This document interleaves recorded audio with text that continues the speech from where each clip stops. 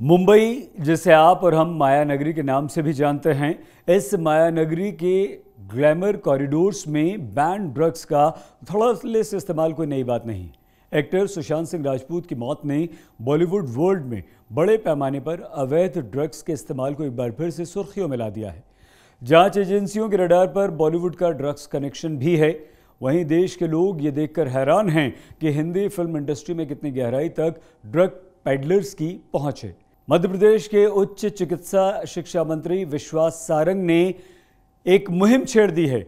विश्वास सारंग ने यह मांग की है कि सभी फिल्म स्टार का डोप टेस्ट कराया जाए, यानी कि अगर कोई फिल्म फ्लोर पर गई है तो विश्वास सारंग ये चाहते हैं कि उससे पहले सभी कलाकारों का डोप टेस्ट हो और उसके बाद उन्हें उस फिल्म में काम करने की इजाज़त मिले, ताकि ये जानकारी मिल सके कि ड्रग्स किस तरह से बॉलीवुड में रच बस गया है।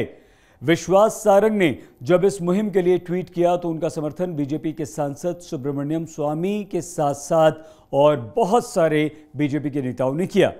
विश्वास सारंग ने इस मामले पर यह मांग की है कि इसे हर फिल्म से पहले अनिवार्य किया जाना चाहिए। फिल्म इंडस्ट्री में ड्रग्स की रोकथाम के लिए हर शूटिंग के पहले डोप टेस्ट होना चाहिए। जिस प्रकार से हर खेल के पहले खिलाड़ियों का डोप टेस्ट होता है और उसके माध्यम से यह सुनिश्चित होता है कि खेल में और खिलाड़ियों में ड्रग्स का प्रचलन रोका जाए, उसी तरह मेरा मानना है कि फिल्म इंडस्ट्री में और फिल्मी कलाकारों के हर शूटिंग के पहले डोप टेस्ट होना चाहिए, क्योंकि फिल्मी कलाकार समाज के एक बड़े वर्ग के रोल मॉडल होते हैं। उन्हें समाज का युवा वर्ग फॉलो करता है। उनकी हेयर स्टाइल, उनकी लाइफ स्टाइल, उनके जीवन के जीने के तरीकों को वो आत्मसात करता है। और जब उसे ये खबर आती है कि मुझसे जुड़ा हुआ फिल्मी कलाकार ड्रग्स लेता है तो कहीं ना कहीं इसका समाज में गलत संदेश जाता है। आइए हम सब इस मुहिम में जुड़ें और ये सुनिश्चित करें कि बॉलीवुड में अब ड्रग्स नहीं चलेगी और ड्रग्स को रोकने के लिए हर शूटिंग के पहले डोप टेस्ट अनिवार्य हो। Global burden of disease study 2017 के आंकड़ों से पता चलता है कि 2017 में अवैध ड्रग्स ने पूरी दुनिया भर में करीब 7.5 लाख लोगों की जान ली। इनमें से 22,000 मौतें भारत में हुई हैं। समय से पहले होने वाली करीब 80% मौतों के पीछे अवैध नशीली दवाओं का सेवन भी एक कारण है। India Today data intelligence unit ने national drug dependence treatment centre AIIMS की मादक पदार्थों के सेवन पर एक रिपोर्ट का विश्लेषण किया और ये पाया कि भारत अवैध ड्रग्स के एक प्रमुख केंद्र के रूप में विकसित हो चुका है। इस रिपोर्ट में 10 से लेकर 75 वर्ष के आयु वर्ग के लोगों पर गौर किया गया जो नशीली दवाओं के लत के शिकारी हैं। अगर यहाँ विश्वास सारंग की बात को ध्यान में रखते हुए हम मध्य प्रदेश की बात करें तो सांस के जरिए नशा लेने की प्रवृत्ति युवाओं में मध्य प्रदेश में सबसे ज़्यादा है। ये नशा सीधे दिमाग पर असर करता है। सबसे ज़्यादा इस नशे का शिकार बच्चे हो रहे हैं।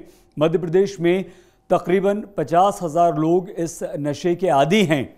इसके अलावा कोकीन, अफीम, हेरोइन, मैरिजुआना का नशा यहाँ हज़ारों युवा कर रहे हैं।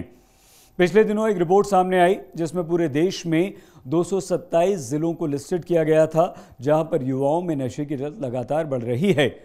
इन ज़िलों में से आपको हैरानी होगी कि 15 ज़िले मध्य प्रदेश के भी हैं।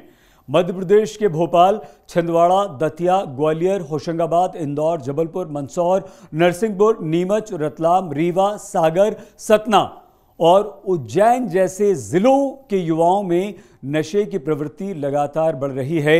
और यही कारण है कि विश्वास सारंग ये कहते हैं कि मुंबई से, बॉलीवुड से इसकी शुरुआत की जाए और उसके बाद अगर राजनीतिज्ञों का भी टेस्ट करवाना अनिवार्य होना चाहिए। अगर उन्हें ज़रूरत है कि उनका भी टेस्ट करवाया जाए तो करवाया जाना चाहिए।